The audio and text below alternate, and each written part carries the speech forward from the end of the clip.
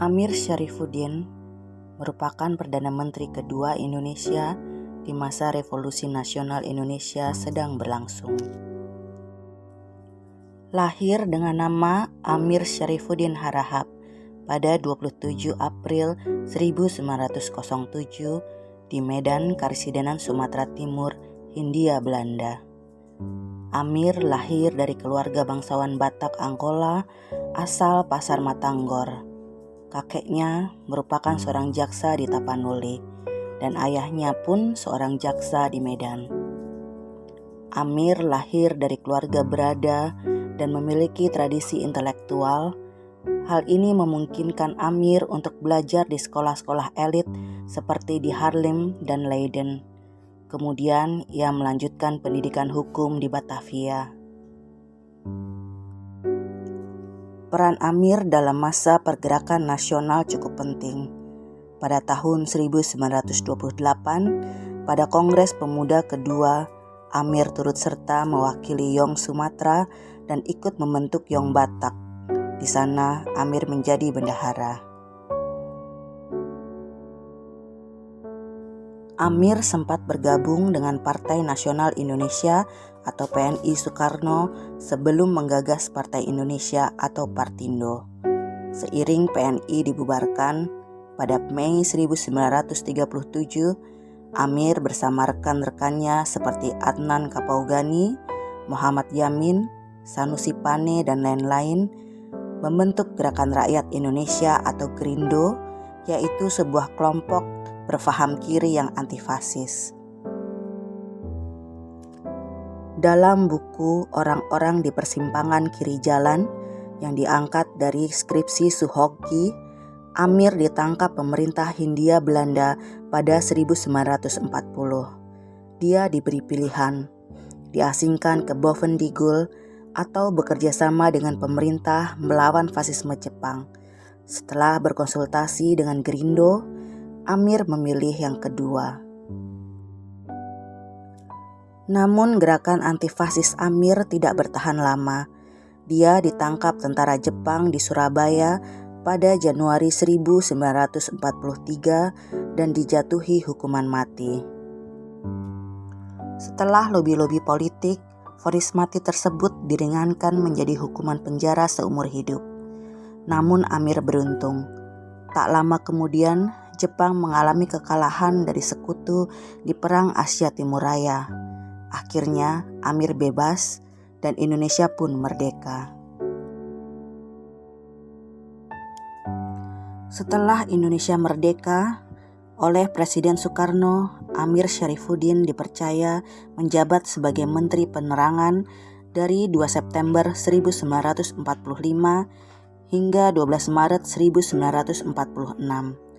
Kemudian diangkat sebagai Menteri Pertahanan periode 14 November 1945 sampai 29 Januari 1948. Amir Syarifuddin menjadi Perdana Menteri Indonesia sejak 3 Juli 1947 sampai 1948. Masa-masa Kabinet Amir disibukkan dengan berbagai polemik dengan Belanda yang ingin kembali menguasai Indonesia, baik konflik bersenjata maupun urusan-urusan diplomasi, termasuk Perjanjian Renville pada 17 Januari 1948. 4 dagen later arriveert uit Jakarta op Kemayoran Syarifuddin, de leider der Indonesische delegatie, met enige ministers, onder wie Haji Agus Salim en andere republikeinse autoriteiten, voor de ondertekening van de wapenstilstandsovereenkomst. Nog diezelfde middag begeven de delegaties zich naar de Renville.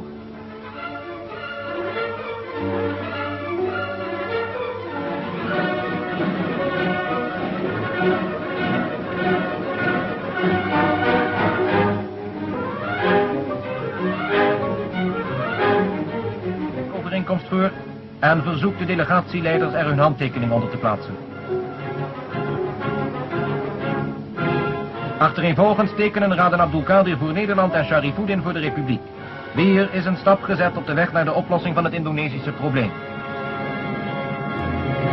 Kesepakatan perjanjian Renville yang diteken Amir ternyata menuai banyak kecaman karena dinilai merugikan Indonesia, di mana wilayah Indonesia semakin kecil yang hanya melingkupi Karisidenan Banten, Yogyakarta, Bojonegoro, dan Sumatera. Akibatnya, desakan agar Amir mundur dari posisinya sebagai Perdana Menteri menyeruak. Untuk menenangkan situasi, pada 23 Januari 1948, Presiden Soekarno meminta Amir meletakkan jabatannya. Amir Syarifuddin mengembalikan mandat tersebut dengan rasa marah. Setelah itu terjadi tarik ulur di kabinet terkait jatah menteri untuk golongan kiri yang diwakili Amir.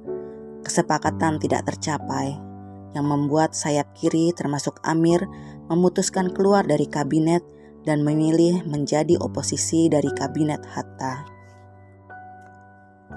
Kemarahan dan kekecewaan Amir terhadap Republik Indonesia ini membuat Amir membentuk suatu wadah organisasi sebagai oposisi pemerintah. Sehingga pada tanggal 26 Februari 1948, Amir Syarifuddin membentuk Front Demokrasi Rakyat atau FDR yang terdiri dari PKI, PTI atau Barisan Tani Indonesia, Partai Sosialis, Persindo, dan Sopsi. Pembentukan FDR ini bertujuan untuk menjadi oposisi terhadap Kabinet Hatta dan berusaha menjatuhkan Kabinet Hatta dengan berbagai propagandanya. Untuk menjatuhkan Kabinet Hatta, FDR merancang 2 program untuk merebut kekuasaan, yakni memperlemah dan memperburuk citra pemerintah. Kala itu, FDR dengan sengaja memancing bentrok antar warga dengan cara menghasut dan memprovokasi kaum buruh dan tuan tanah. Hal ini membuat kekacauan yang luar biasa. Bahkan, FDR juga menyebarkan isu-isu propaganda dengan mengadu domba militer, sehingga terjadi beberapa insiden bersenjata yang sengaja dilancarkan dan ditunggangi oleh golongan tertentu. Memasuki tanggal 23 Juli 1948, FDR juga melakukan berbagai ancaman dengan adanya pemogokan besar-besaran kaum buruh dan petani. Gerakan ini sengaja dibuat oleh FDR dengan menuduh Kabinet Hatta tidak mampu menyelesaikan masalah ini. 20 Agustus 1948, kekuatan FDR semakin besar setelah kedatangan Musso Munawar dari Moskow. Kedatangan Musso ini disambut baik oleh FDR dan PKI. Bahkan Presiden Soekarno menyambut baik kedatangannya dan meminta Musso untuk bergabung memajukan Republik Indonesia. Namun, Musso memiliki gagasan lain, yaitu ingin mengembalikan kejayaan PKI. Untuk mewujudkan gagasan ini, Musso kemudian bekerja sama dengan Amir Syarifuddin untuk memperkuat partai PKI dengan FDR-nya Amir. Dengan kesepakatan, FDR PKI memutuskan meruntuhkan Kabinet Hatta dan merebut kekuasaan pemerintah. Untuk merealisasikan apa yang disebut jalan barunya ini, pada tanggal 9 September 1948, FDR PKI melakukan tur propaganda untuk membentuk Front Persatuan Nasional dengan partai PNI dan Masyumi. Namun, usulan dari FDR PKI ini ditolak mentah-mentah oleh PNI dan Masyumi. Pada tanggal 15 September 1948, terjadi pertempuran antara pasukan Senopati dan Siliwangi di kota Sukoharjo, Wonogiri, Pracimantoro, Baturetno, dan berbagai wilayah lainnya. Pertempuran ini sengaja ditunggangi oleh FDR PKI yang bertujuan untuk mengadu domba dalam kubu militer. Seiring pertikaian dengan propaganda yang dilakukan FDR PKI, akhirnya pada tanggal 18 September 1948, negara Indonesia Soviet diproklamasikan di Madiun oleh FDR PKI. Setelah berita pemberontakan FDR PKI Madiun 1948 terdengar oleh pemerintah pusat, esok harinya pada tanggal 19 September 1948, Presiden Soekarno berpidato lewat radio akan pentingnya persatuan dan kesatuan untuk melawan ancaman dari Belanda dan pengacau dari dalam negeri.